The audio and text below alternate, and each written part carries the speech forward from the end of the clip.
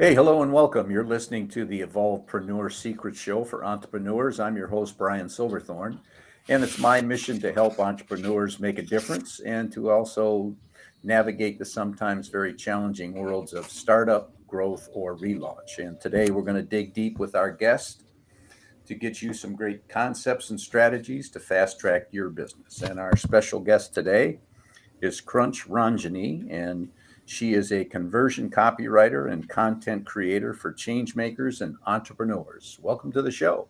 Thank you for having me. I'm happy to have you, and anxious to learn a little bit about what goes on here. First of all, why don't you tell our listeners where you're hanging out today? Today I'm coming to you from Nahuatl, Totonaco, and Mexica lands in Mexico, in the part of Mexico called Jalapa, Veracruz. Wow. Where is that on the mainland? That is on the mainland. It's on the Atlantic coast, so on the east coast of Mexico. Okay. Yeah, we have a little place in the Baja Peninsula, but I haven't heard of the area that you are. But anyway, I'm a big fan of Mexico, so it's got to be nice. It's a wonderful place. Yeah.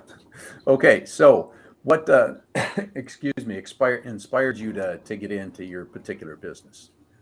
I kind of became an entrepreneur just by accident because I was traveling around the world and I ran out of money as things happen.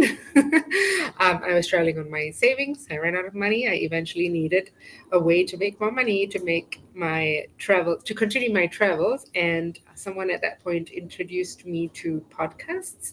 And they were like, "Would you like to write show notes for a podcast?" I'd never heard of podcasts before and I'd never written show notes for a podcast before, but I thought it was a good opportunity to try it out and see what it was like. And I enjoyed it. I started getting connected with more entrepreneurs and other business owners and discovered that there was a need for people who write articles and content for business owners because they don't have time to do that in their own businesses, right? That's not what makes them money. So I started offering my services to these business owners and it kind of took off from there. And here we are today. Well, good for you. So when you were getting started, what was your biggest challenge that you had to face or overcome? Oh, I think the biggest challenge for me was always just growing my network and finding new business owners to connect with. Because I think for a lot of us, like we don't usually buy from brands. We don't, I mean, apart from like the very big brands that everybody knows, like Nike or Apple or Google. Apart from these brands, when we're thinking about buying services or buying products, we prefer to buy from people that we know, like, and trust. So for me, like, at the very beginning, there was a lot of that hurdle in terms of growing my network and getting in touch more with people who were in this space and that I could, potentially help with my services. So what method for growing your network worked the best for you, or is working the best for you? Right now, it's what's working for me is just really engaging with people, connecting with them, like whether it's on social media platforms or via my email newsletter, just constantly showing up and producing content that resonates with them, that's useful for them. And then they reach out to me like, "Oh, Crunch, you shared this tip about how to write a great article in 5 steps, or things to look out for when you're writing a title so that it stands out. These tips are very helpful, and I found it really useful in my own work. And now that I want to hire someone, like, I would like to work with you." So for me, it's usually just been sharing useful and valuable information with people, and when they see that, they like that, they get to know me, they get to know the work that I do, and eventually, like, that turns into clients. So it's just been a consistent showing up and sharing value with people. So you're giving everybody kind of free samples, just some good basic information, and then pretty soon it's after they've had the hors d'oeuvre, they want to buy the meal, right? I guess in a lot of businesses, that's how it works, right? Like, you start off with a freebie and give people a taste of, a quick win, or you give them an idea of what it's like to have a small problem of yours solved, and then you show them like what working with you and what other bigger problems you can solve for them are, and then they decide whether or not to work with you. So I guess that's the whole idea. Yeah, no, it's a good idea. So do you have a definition of an ideal client, or is it just anybody and everybody? And if so, You say social media. How do they find you on social media? I prefer to work with change makers, entrepreneurs, small businesses who are making an impact in the world, people who care about diversity, equity, inclusion, anti-racism, anti-oppression work, people who are doing good things in the world through their businesses or outside of their businesses, and supporting the world become a better place, and creating opportunities for all, that kind of stuff. So those are the kind of business owners that I work with, and um, on social media, I'm active on Instagram and LinkedIn, and I'm always sharing content on there, and with the relevant hashtags, so that everybody who's looking for stuff on there can find me. And yeah, I also put out like blogs on my website so that I show up on search engine search engines when people are searching for a solution to their problem. Like, I can show up in the search results, and that's, I think, something that a lot of business owners forget, is that they start focusing too much on social media, and social media is so transient. Like, it lasts literally for like 30 seconds and then it's gone. Yeah. And if you want to really make an impact on a world, and show up when people are looking for you at the point when they are searching for a solution to their problem, you need to be producing content that is living on your website, so that they can find you through Google, because that's what people do when they have a problem. They go to Google and like, hello, where can I find a chiropractor, or like that kind of stuff. So if you have content on your website, that's pretty much how you're going to show up. Yeah, absolutely. I agree with that, and I've heard that from more than one entrepreneur that they need to do that to get noticed. So, do you have a particular vision for your business, say 3 years from now, and a plan for getting there? A vision for my business, I would like to be able to be giving back 30% of my profits and revenue to community causes that I care about, or supporting local businesses and local communities in uplifting people. And yeah, that's where I'm aiming to be in 3 years. So, do you have a plan for getting there, and are there any roadblocks that you'll have to deal with on the way? That's a great question. The plan is still in progress. I'm working on a plan.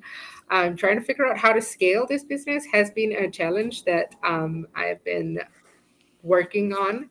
And I think it's something that a lot of entrepreneurs also encounter, especially as a solopreneur, or like as a service provider, where you are the person who is offering the service. At a certain point, you have to think about how you're going to scale up, right? Whether that involves hiring more people to take over other aspects of the business that you don't necessarily have to do, or bringing in subcontractors, or training other people in your methods, so that you can do more of what you do in a way that supports your clients in the way that you've been offering these services so far. So for me right now, I've been exploring hiring subcontractors to help me with my work, and also hiring more help and growing my team to expand my business. Well, so in under the heading of hiring subcontractors, I've heard a lot that there is a low availability of decent talent in a number of different industries, not just what you do. So, do you have a method that's working for you, or are you just kind of throwing fish out there, bait out there in the water, and hoping you catch something?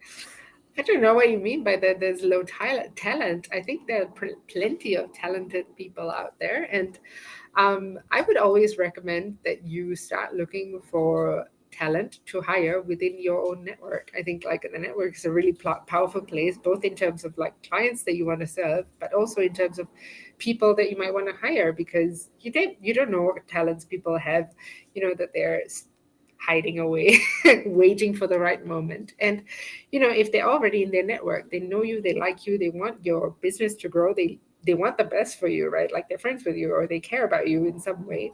So there is a chance that they might be the best people, because they already care about you. So I would say, like, tap into your network, and I would say don't discount anybody just because you don't think that they suit, like, or they fit the idea of what you have in your head of what a copywriter should look like, or what a VA should look like, or what an accountant should look like. Like, that doesn't mean they don't have the skills to do the job well. So, yeah. Yeah, there. I agree. There's plenty of people out there, but from a number of folks that I've talked to in various industries, the good ones are hard to find. But that doesn't mean they're not there. They may be happy someplace else. What you really need to do is find people that are unhappy someplace else and would be happier with you. So we're Yeah. getting toward the end here. You've delivered a lot of great information. Do you have any final thoughts for the listeners? I think my final thought for listeners, based on the clients that I work with, is to recommend that you keep showing up even when it's tough, and show up consistently, not constantly. You don't have to constantly be active on social media, but you do need to get consistent with putting out content so that people can find you and learn more about what you do and how you help people or what problems you solve in their lives. So and I think it can be quite overwhelming, so having a plan in place and following that plan is a great way to kind of overcome this hurdle that a lot of entrepreneurs end up with, that I have to keep putting out content, but I don't know what to say and what to do. But once you have a plan in place, follow that plan, stick to it, and you'll reap the rewards down the road. Good, good. That's great advice. I like the distinction between consistency and constant. Uh, you- Hmm. I hadn't heard it put that way before, but that's very good advice. So I'm going to use that as a wrap for another great guest episode of the Evolvepreneur Secrets Show for entrepreneurs. And just before you leave, if you liked it, please give us a 5-star review and maybe share it with a few of your friends. And if you want to make sure that you don't miss any future episodes or catch up on some ones that you may have missed, go to evolvepreneursecrets.show. And if you're an entrepreneur and you got a great idea in your head, let's get it out there today. Thanks for tuning in.